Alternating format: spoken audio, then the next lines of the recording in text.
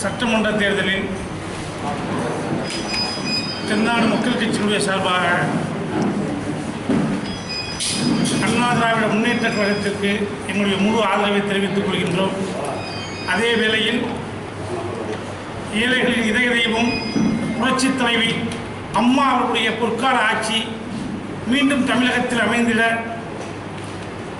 ஏழைகளுடைய வாழ்வாதாரத்தை உயர்த்திய அம்மா அவருடைய கரங்களை வலுப்படுத்திட தென்னாடு மக்கள் கட்சியினுடைய சார்பாக 234 தொகுதிகளிலும் தீவிர பிரச்சாரம் மேற்கொள்ள எங்கள் கட்சியினுடைய மாநில பொருளாளர் திரு காசிநாதன் அவருடைய தலைமையில் தேர்தல் பணிக்குழு அமைத்துள்ளோம்.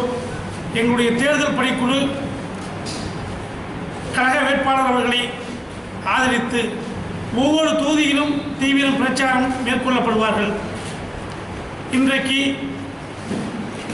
மக்கள் நல கூட்டணியுடைய ஒருங்கிணைப்பாளர் வைகோ அவர்கள் உடுமலைப்பேட்டையில் நடைபெற்ற